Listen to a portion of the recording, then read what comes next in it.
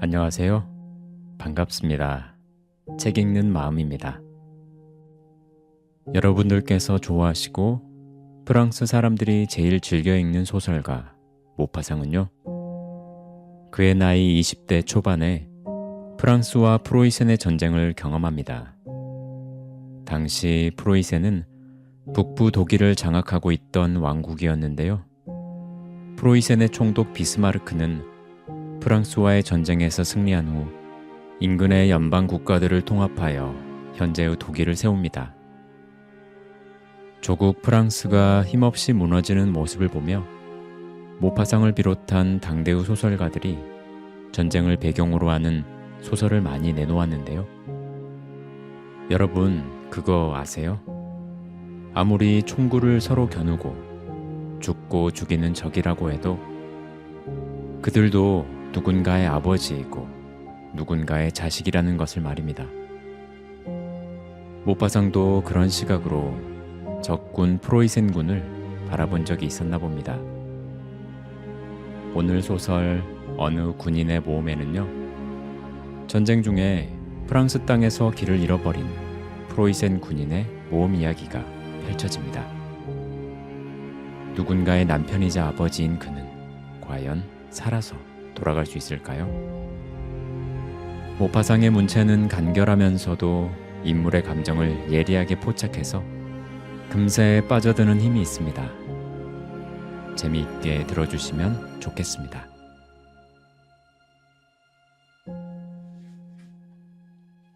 발터 슈나프스는 프로이센 점령군과 함께 프랑스에 들어온 뒤로 스스로 가장 불행한 인간이라고 생각했다.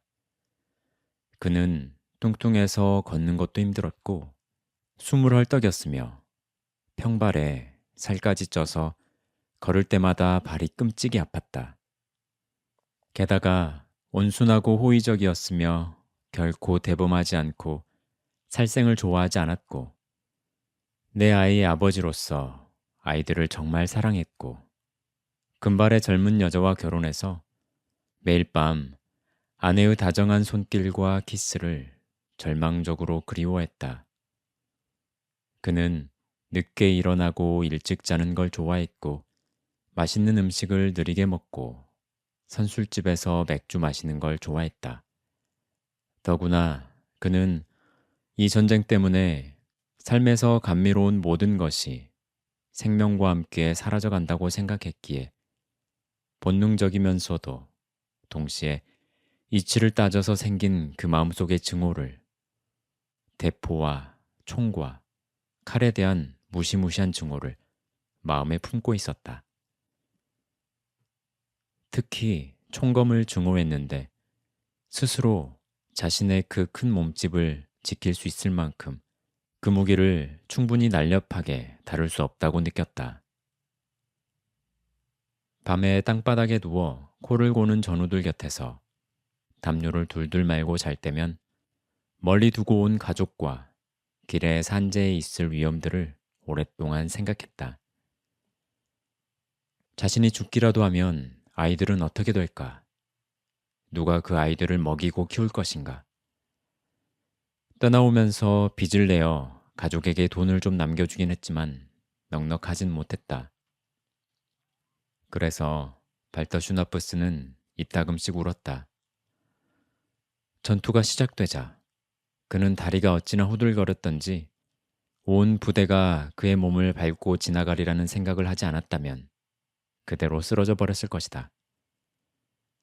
총알 스치는 소리만 들어도 그는 온몸에 털이 곤두섰다.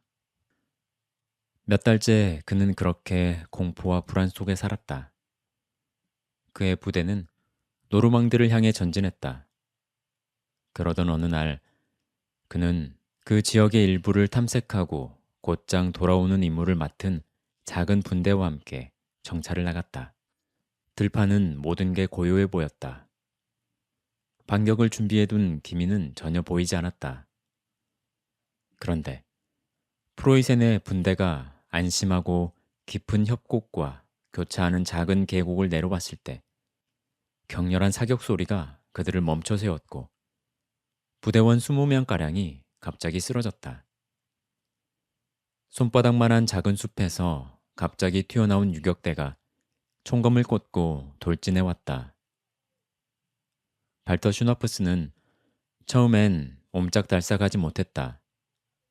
너무 놀라고 얼이 빠져 달아날 생각조차 하지 못했다. 하지만 이내 도망치고 싶은 강렬한 욕구가 그를 사로잡았다. 그는 염소떼처럼 펄쩍펄쩍 뛰어 다가오는 깡마른 프랑스인들에 비해 자신이 거북이처럼 느리게 달린다는 것을 깨달았다. 그래서 그의 눈앞에서 6걸음 정도 떨어진 곳에 덤불이 무성하고 마른 나뭇잎으로 뒤덮인 넓은 구덩이를 보고서 얼마나 기쁠지 생각조차 해보지 않고 바로 2발을 모으고 그곳에 뛰어들었다. 그는 두텁게 뒤덮인 날카로운 가시덤불과 칡넝쿨을 쏜살같이 통과하고 얼굴과 손이 찢긴 채 돌판 위에 앉은 자세로 털썩 떨어졌다. 그는 이내 눈을 들어 자신이 뚫은 덤불 속 구멍을 통해 하늘을 보았다. 훤히 들여다 보이는 그 구멍이 그를 폭로할 수 있었기에 그는 조심스레 4발로 기어 뒤얽힌 나뭇가지 지붕이 덮인 구덩이 안쪽으로 가능한 한 빨리 이동해서 전투 지역에서 멀어졌다. 얼마 후 그는 멈춰섰고 키 큰 마른 풀 한가운데 산토끼처럼 다시 웅크리고 앉았다. 얼마 동안 폭발음과 비명, 신음소리가 들려왔다. 그러다 싸움의 아우성이 잦아들더니 그쳤다. 모든 게 조용하고 고요해졌다. 갑자기 그의 곁에서 무엇인가 움직였다. 그는 질겁해서 펄쩍 뛰었다. 나뭇가지에 앉아있던 작은 새가 낙엽을 건드린 것이었다. 거의 1시간 동안 발터 슈타프스의 심장은 빠르고 세차게 고동쳤다. 밤이 내려 협곡을 어둠으로 채웠다. 그러자 이 군인은 생각했다. 어떻게 하지? 난 어떻게 될까? 군대로 복귀할까? 그런데 어떻게? 어디로? 그랬다간 전쟁이 시작된 이후로 살아온 불안과 공포와 피로와 고통의 끔찍한 삶을 다시 시작해야 할 것이다. 아니야. 그는 더는 그런 용기가 나지 않을 것 같았다. 행군을 견디고 매 순간의 위험에 맞서는 데 필요한 힘이 이젠 사라지고 없었다. 그렇다면 어떡하지? 그 협곡에 남아서 전쟁이 끝날 때까지 숨어 지낼 수는 없었다. 확실히 안 될 일이었다. 먹지 않아도 된다면 그런 생각도 그리 망연자실한 일은 아니었을 것이다. 그러나 먹어야 했고 그것도 매일 먹어야만 했다. 그는 그렇게 그를 보호해줄 모든 이들로부터 멀리 떨어져서 홀로 무장하고 군복 차림으로 적의 영토 한가운데 있었다. 온몸에 소름이 돋았다. 문득 그는 생각했다. 내가 포로라면 차라리 좋을 텐데. 그러자 통제되지 않는 강렬한 욕구, 프랑스인들의 포로가 되고 싶다는 욕구가 마음속에서 솟구쳐서 심장이 전율했다. 포로가 되면 나는 먹을 수 있고 잠을 잘 수도 있고 총과 칼을 피해 안전하게 지켜지는 좋은 감옥에서 걱정 없이 지낼 수 있을 것이다. 포로라니 얼마나 꿈 같은 일인가. 그렇게 생각한 그는 즉각 결심했다. 나는 포로가 될 거야. 그는 단 1분의 지체도 하지 않고 그 계획을 실행에 옮길 마음을 먹고 일어섰다. 그런데 갑자기 불길한 생각과 새로운 공포가 엄습해서 몸이 굳어버렸다. 어디로 가야 포로가 될 것인가? 어떻게? 어느 쪽에서? 그의 머릿속에선 끔찍한 광경들, 죽음의 광경들이 떠올랐다. 군모를 쓰고 들판을 홀로 다니다간 무시무시한 위험을 겪게 될 터였다. 농부들을 만나면 어쩌지? 그 농부들은 길 잃은 프로이센 군인 무방비 상태의 프로이센 군인을 보면 길 잃은 개처럼 때려 죽일 것이다. 쇠스랑과 곡괭이, 낫과 삽으로 그를 때려 눕힐 것이다. 격분한 패배자들의 중호심을 품고 그를 곤죽으로 만들어 놓을 것이다. 아니면 유격대를 만난다면? 법도 규율도 없이 미친놈들 같은 유격대들은 그의 머리를 보면 웃으며 재미삼아 그저 시간을 때우기 위해 그를 사살할 것이다. 그는 벌써 12개의 총을 마주하고 벽에 기대 서 있는 것만 같았다. 동그랗고 검은 작은 총신 구멍들이 그를 쳐다보는 것만 같았다. 프랑스 군대와 맞닥뜨리면 어떨까?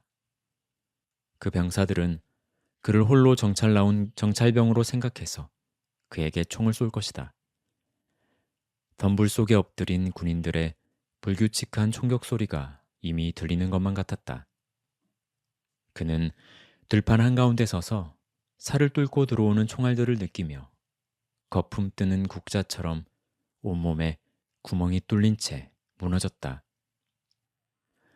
그러한 상상에 사로잡히자 그는 절망에서 다시 주저앉아 버렸다.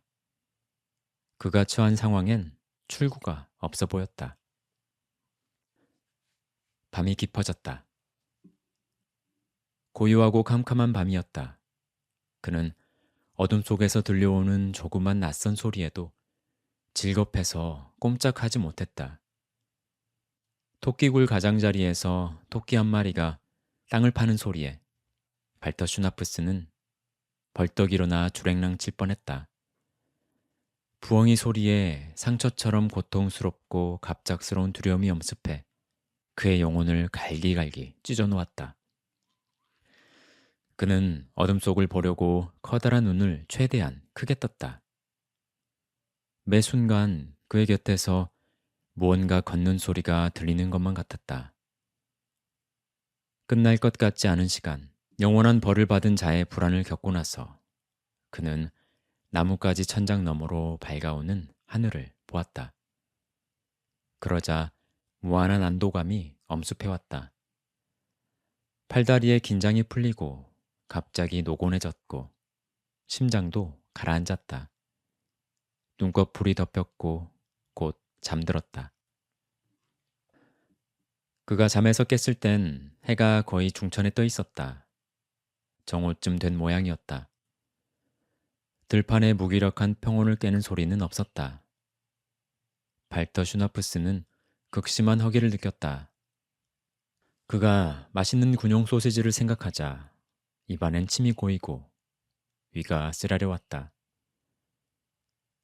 일어나서 몇 걸음 걷다가 다리에 힘이 없다는 걸 느끼고서 다시 앉아서 생각에 잠겼다.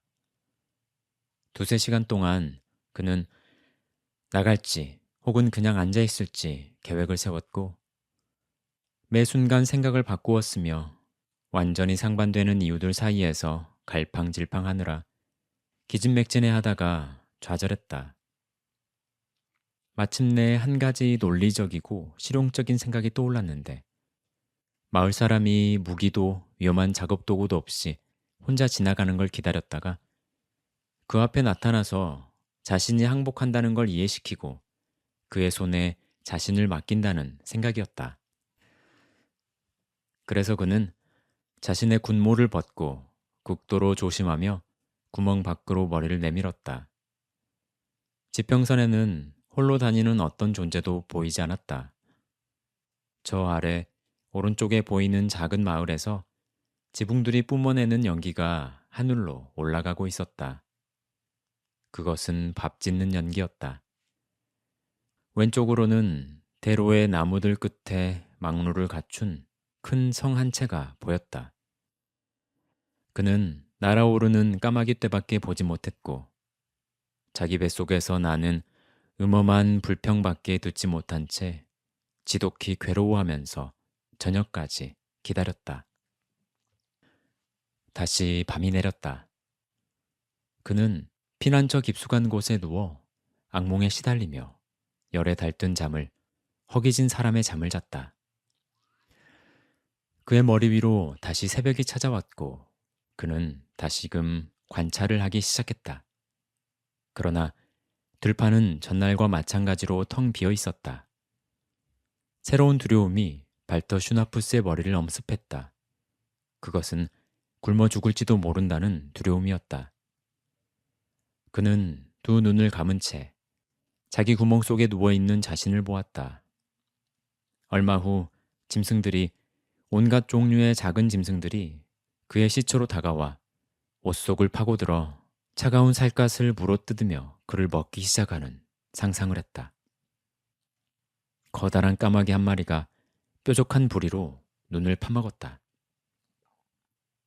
그런 끔찍한 생각 속에서 그는 곧 쇠약해져서 정신을 잃고 더는 걷지도 못할 것이라고 생각하니 미칠 지경이었다.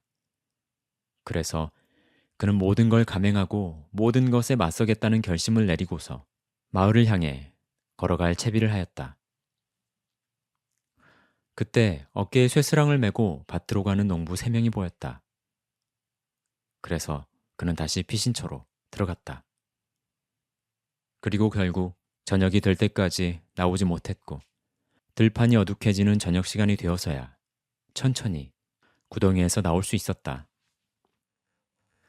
콩닥거리는 심장으로 잔뜩 겁먹고 구부정하게 먼 성을 향해 걸었다.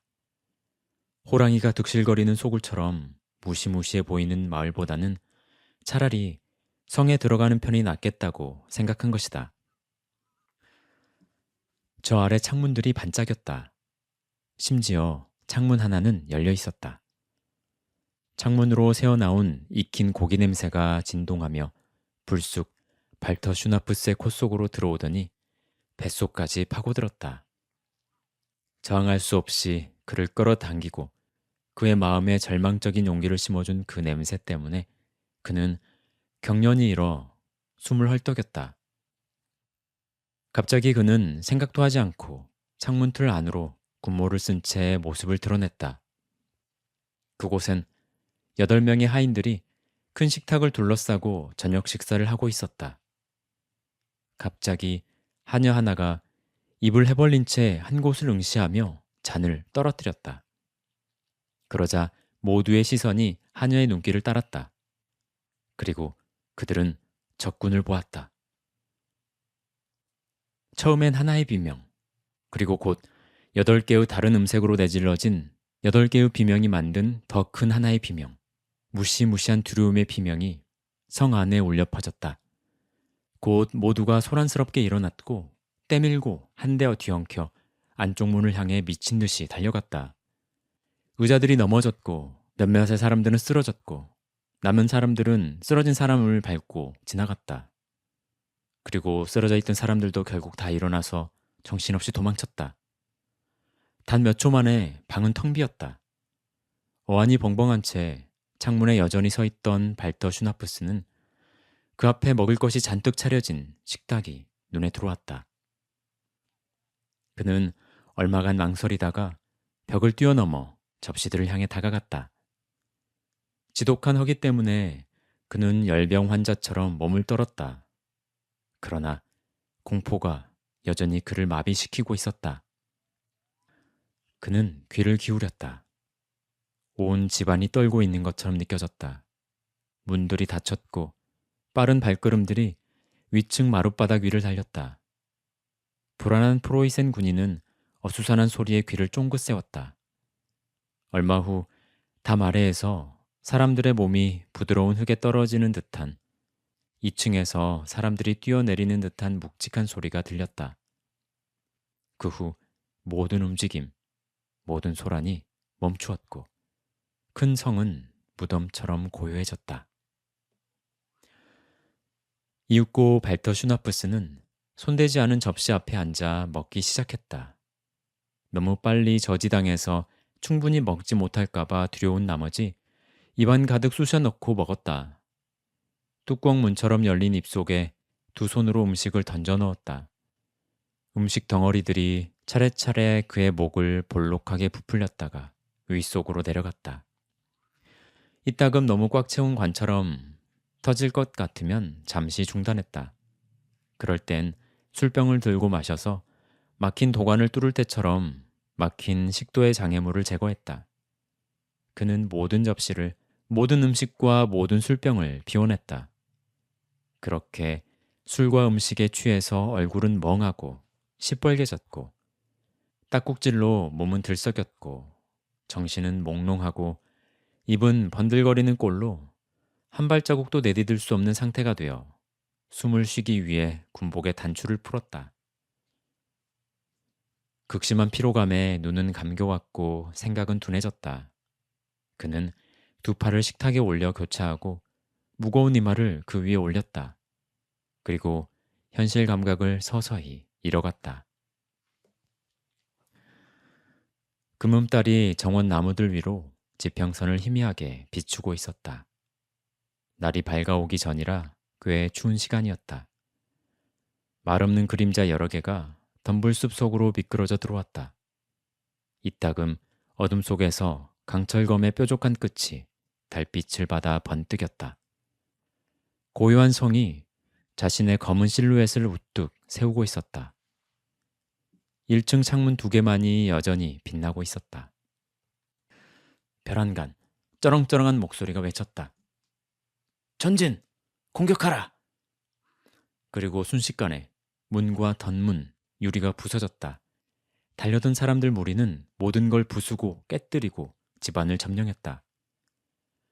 무장한 50명의 군인이 발터 슈나푸스가 평화로이 쉬고 있던 부엌으로 순식간에 들이닥쳤고 장전한 총구 50개가 그의 가슴을 겨냥했으며 그를 뒤집고 굴리더니 붙잡아서 머리부터 발끝까지 묶었다. 그는 넋이 나간 채 숨을 헐떡였다. 얻어맞고 때밀리고 겁에 질린 채 너무 어리벙벙해서 상황을 이해하지 못했다. 갑자기 금장으로 요란하게 치장한 뚱뚱한 군인이 그의 배 위에 발을 올려놓고 고래고래 소리를 질렀다. 항복하라, 이 녀석아. 너는 이제 포로다. 프로이센 군인은 포로라는 말만 알아듣고 신음하듯 내뱉었다. 예, 항복합니다. 그는 일으켜 세워져서 의자에 묶였고 고래처럼 숨을 헐떡이는 승리자들은 강한 호기심을 보이며 그를 살폈다. 몇몇은 흥분과 피로로 더는 서 있을 수가 없어서 자리에 앉았다. 발터 슈나푸스는 자신도 모르게 미소를 지었다. 드디어 포로가 되었다고 확신하고 마음이 편안해진 것이다. 한 장교가 들어오더니 말했다. 대령님, 적들은 달아났습니다. 저희 쪽 여러 명이 창문을 넘다가 부상당한 것 같습니다. 여하튼 이곳은 우리가 접수했습니다. 이 말을 닦던 뚱뚱한 군인이 포효했다. 그래, 우리의 승리다. 그러더니 주머니에서 꺼낸 작은 비망록에 다음에 글을 적기 시작했다. 끈질긴 싸움 끝에 프로이센 군은 사망자와 부상자들을 싣고 퇴각했다. 전투 능력을 상실한 사상자는 약 50명으로 추정된다. 우리 수중에도 한 명의 포로가 남아있다. 그렇게 글을 적고 있는 대령 앞에 젊은 장교가 말을 이었다. 대령님, 이제 어떤 조치를 취해야 할까요? 대령이 대답했다. 프로이센 군이 포병대와 월등한 무력을 갖추고 반격해 올 것을 대비해서 우리는 이만 후퇴한다. 그리고는 다시 출발하라는 명령을 내렸다. 부대는 어둠 속 성벽 아래 도열했고 권총을 든 6명의 병사들이 결박한 발터 슈나푸스를 사방에서 에워싸고 움직이기 시작했다. 길을 선도하기 위해 정찰대가 파견되었다. 그들은 자주 멈춰서서 매우 조심스럽게 나아갔다. 해가 뜰 무렵 그들은 로슈우아젤의 군부대에 도착했다. 이 무운을 세운 부대가 그곳의 국민군이었던 것이다. 잔뜩 흥분해서 불안해하는 사람들이 기다리고 있었다. 포로가 보이고 그가 쓰고 있는 프로이센 군의 군모가 보이자 엄청난 함성이 터져나왔다. 여자들은 팔을 들었고 노파들은 울었다. 한 노인은 들고 있던 목발을 프로이센 군인에게 던져서 그를 지키던 보초 한 명이 괜히 다치게 했다. 그들은 마침내 군청에 도착했다. 감옥이 열렸고 발터 슈나푸스는 포박이 풀린 채 그 안에 던져졌다. 무장한 200명이 건물을 에워싸고 지켰다. 그러자 프로이센 군인은 얼마 전부터 느껴왔던 복통도 있고 미칠 듯이 기뻐서 정신 나간 사람처럼 팔다리를 들썩이며 춤을 추기 시작했다. 그는 지쳐서 담장 아래 쓰러질 때까지 광적인 고함을 내지르며 춤을 추었다. 그는 포로가 되었다. 그리고 결국 살았다. 이렇게 샹핀의 성은 점령된 지 단 6시간 만에 적의 손에서 탈환되었고 직물 상인인 라티에 대령은 로슈아젤의 국민군을 지휘해서 이 전투를 이긴 공로로 훈장을 받았다.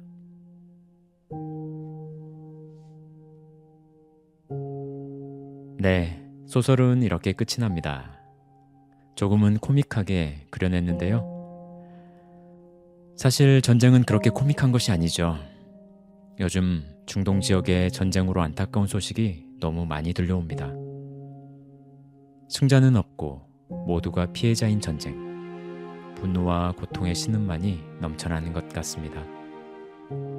부디 전쟁이 속히 끝나기를, 그리고 우리나라엔 지금의 이 평화가 계속 이어지길 소망해 봅니다. 감사합니다. 지금까지 책 읽는 마음이었습니다.